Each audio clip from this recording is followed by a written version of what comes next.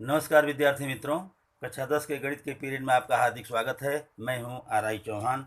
आज हम चैप्टर 8 त्रिकोणमिति के विषय में कुछ सीखेंगे। देखिए, ये त्रिकोणमिति आपके लिए एक नया शब्द है, जिसके विषय में आपने पिछले कक्षाओं में अध्ययन नहीं किया होगा। तो पहले इसका परिचय देख लीजिए, त्रिकोणमिति है क्या वास्तव में। तो त्रिकोणमिति नाम से स्पष्ट है, त्रिकोण और मिति, त्रिकोण का मापन। अंग्रेजी में इसको ट्रिगोनोमेट्री कहते हैं। ये ट्राई प्लस गोनो प्लस मेट्री। ट्राई का अर्थ होता है तीन, गोनो का मतलब भुजा, और मेट्रोन का मतलब होता है माप। तो त्रिभुज की भुजाओं का माप। लेकिन भाषा, इसकी परिभाषा क्या होगी कि त्रिकोणमिति गणित की वो शाखा है जिसमें त्रिभुजों की भुजाओं और कोणों के बीच संबंध तथा उनके अनुपातों का अध्ययन किया जाता है। अब देखिए, इस त्रिकोणमिति में त्रिभुज की तीन भुजाएं होती हैं, तो तीनों भुजाओं में दो दो करके यदि अनुपात लिया जाए तो 6 अनुपात बनते हैं। उन्हीं को त्रिकोणमिति अनुपात कहते हैं। सामान्य रूप से त्रिकोणमिति का अध्ययन समकोण त्रिभुज में किया जाता है, और किन्हीं दो पदार्थों के बीच की दूरी या किसी वस्तु की ऊंचाई हो, अवकाशीय पदार्थों की ऊंचाई, पहाड़ इत्यादि की ऊंचाई, किसी नदी की चौड़ाई वगैरह ज्ञात करने ऊंचाई और दूरी के प्रश्नों में इसका अधिक उपयोग होता है। तो त्रिकोणमितीय अनुपात क्या होता है? किसी समकोण त्रिभुज में उनकी दो भुजाओं के अनुपातों को त्रिकोणमितीय अनुपात कहा जाता है। देखिए, जैसे हमने एक त्रिभुज यहाँ लिया, त्रिभुज ए बी सी, इसमें एक कोण बी को हमने समकोण लिया हुआ है। तो इसमें ए सी और ए बी का, ए सी और बी सी का, और ए बी और बी सी का, प्रत्येक के दो दो अनुपात बनेंगे, 6 अनुपात होंगे।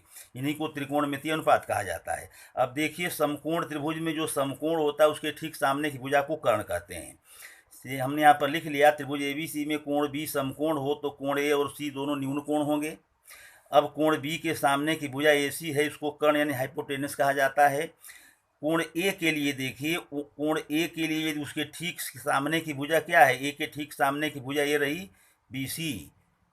ठीक सामने की भुजा बी सी है, तो इसको सामने की भुजा या सम्मुख भुजा कहते हैं, अपोजिट साइड। और ए बी, ये ए बी सी कोण ए की ही एक भुजा है, तो ए के साथ जुड़ी हुई भुजा है, इसलिए ए बी को कहेंगे संलग्न भुजा या पास की भुजा। अंग्रेजी में इसको कहते हैं दोस्तों एडजेकेंट साइड।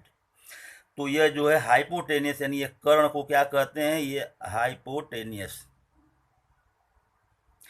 और यह पास की भुजा एडजेकेंट, और ये सामने की भुजा अपोजिट। तीन भुजाएं हो गई। इस पर से कोण ए के लिए त्रिकोणमितीय अनुपात क्या बनेंगे? देखिए, 6 अनुपात होते हैं: sine, cosine, tangent, cosecant, secant और कोटेंजेंट। इनमें से देखिए, कोण ए का साइन, साइन को कैसे परिभाषित करते हैं? कोण ए, इस कोण ए का साइन मतलब इस कोण ए के सामने की भुजा बटे कर्ण। कोण ए के सामने की भुजा बटे कर्ण। तो सामने की भुजा क्या है? बी सी, और कर्ण है ए सी। बी सी बटे ए सी, अंग्रेजी में कह सकते हैं अपोजिट अपॉन हाइपोटेनस। कोण ए का कोसाइन, कोसाइन होता है कोण ए के पास की भुजा बटे कर्ण। पास की भुजा क्या है? ए बी, और कर्ण है ए सी। ए बी बटे ए सी, यानी एडजेकेंट अपॉन हाइपोटेनस। कोण ए का टेंजेंट, टेंजेंट का मतलब सामने की भुजा बटे पास की भुजा। कोण ए के सामने की भुजा है बी सी, और पास की भुजा है ए बी, तो बी सी बटे ए बी, अपोजिट अपॉन एडजेकेंट। और कोण ए का अब तीन जो ये बन गए, तीन बाकी तीन के अपोजिट होते हैं। कोण ए का कोसेकेंट, कर्ण बटे कोण ए के सामने की भुजा। कर्ण क्या है इसका? इधर आकृति में देखिए, कर्ण इसका है ए सी, और सामने की भुजा है यह बी सी। तो ए सी बटे बी सी, यानी हाइपोटेनस अपॉन अपोजिट। फिर कोण ए का सेकेंट, सेकेंट होता है कर्ण बटे ए के पास की भुजा। तो कर्ण रहा ये जो है कर्ण ए सी, और ए के पास की भुजा है ए बी, तो ए सी बटे या ए बी, हाइपोटेनस अपॉन एडजेकेंट। और कोण ए का कोटेंजेंट होगा, कोटेंजेंट का मतलब ए के पास की भुजा बटे ए के सामने की भुजा। तो ए के पास की भुजा रही ए बी, और सामने की भुजा रही बी सी, तो ए बी बटे यह रहा ए बी बटे बी सी, यानी एडजेकेंट अपॉन अपोजिट। तो यह ध्यान रखिए, इसमें यहाँ पर से फिर से एक बार देख लीजिए। साइन का मतलब ए के सामने की भुजा बटे कर्ण, कोस का मतलब पास की भुजा बटे कर्ण, टेन का मतलब सामने की भुजा बटे पास की भुजा। उसी तरह से बाकी तीन, कोसेकेंट कर्ण बटे सामने की भुजा, सेकेंड कर्ण बटे पास की भुजा, और कोटेंजेंट पास की भुजा बटे सामने की भुजा। इनको संक्षिप्त में क्या लिखते हैं दोस्तों? देखिए, हमने यहाँ पर नाम लिख दिया साइन। यह साइन यानी को केवल साइन से काम चला लिया जाता है। कोसाइन को कोस, टेंजेंट को टेन, कोसेकेंड को कोसेक, सेकेंड को सेक और कोटेंजेंट को कोट लिखा जाता है। अब देखिए कोण ए और सी जो न्यून कोण थे उनके नाम पर अल्फा, बीटा, गामा या थीटा कुछ भी लिखा हो तो कोण ए और सी को एक ग्रीक अक्षर थीटा से अक्सर करके दर्शाया जाता है। ए और सी न लिख के थीटा लिखा होता है। तो उसके अनुसार संक्षिप्त रूप से कैसे लिखेंगे देख लीजिए। हमने याद करने के लिए आपको संक्षिप्त रूप में यहाँ लिखा है। साइन थीटा बराबर थीटा के सामने की भुजा बटे कर्ण। इसको आप और संक्षिप्त याद करना चाहें तो सा भू और बटे कर्ण कह सकते हैं आप। कोस थीटा, थीटा के पास की भुजा बटे कर्ण, यानी लिख लीजिए पा भू बटे कर्ण। टेन थीटा, थीटा के सामने की भुजा बटे थीटा के पास की भुजा, मतलब लिख सकते हैं सा भू बटे पा भू। तो ये सा भू पा भू और कर्ण ऐसे लिख करके आप संक्षिप्त रूप से अपने मन में याद कीजिए। याद कर लेंगे तो भूलेगा नहीं फिर। ये याद हो गया तो समझिए त्रिकोणमिति का आधा काम आपका हो गया है। तो साइन थीटा बराबर सामने की भुजा बटे कर्ण, कोस थीटा पास की भुजा बटे कर्ण, टेन थीटा सामने की भुजा बटे पास की भुजा। बाकी तीन, कोसेक थीटा कर्ण बटे थीटा के सामने की भुजा, सेक थीटा कर्ण बटे थीटा के पास की भुजा और कोट थीटा यानी थीटा के पास की भुजा बटे थीटा के सामने की भुजा। इस तरह से साबू पाबू में करके आप याद कर सकते हैं। इनमें कुछ संबंध दिखाई देते हैं। पारस्परिक संबंध का सूत्र होता है। देखिए पारस्परिक संबंध के कुछ सूत्र कैसे प्राप्त होते हैं। पहला तो ये हो गया, देखिए यहाँ पर साइन थीटा और कोसेक थीटा को एक साथ देखिए। साइन थीटा में है थीटा के सामने की भुजा बटे कर्ण और कोसेक में है कर्ण बटे थीटा के सामने की भुजा। तो ये दोनों क्या है, एक दूसरे का अपोजिट दिख रहा है।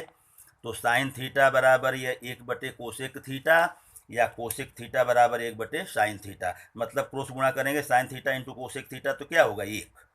उसी प्रकार ये दोस्तों देखिए कोस थीटा और सेक थीटा को, ये कोस थीटा और ये सेक थीटा को देखिए तो यहाँ है पास की भुजा बटे कर्ण और यहाँ है कर्ण बटे पास की भुजा। ये दोनों एक दूसरे के व्यस्त हैं।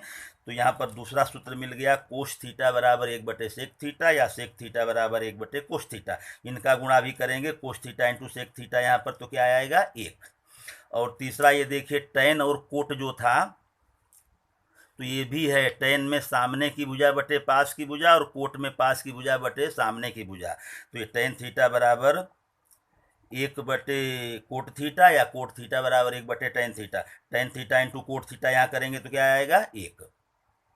और ये कि चौथा सूत्र मिल जाता है, टेन थीटा बराबर साइन थीटा बटे कोस थीटा और कोट थीटा बराबर कोस थीटा बटे साइन थीटा। देख लीजिए यहाँ पर साइन थीटा में जो यहाँ पर आपने निकाला हुआ था पिछले में, साइन थीटा में था BC बटे AC और कोस थीटा में था AB बटे AC।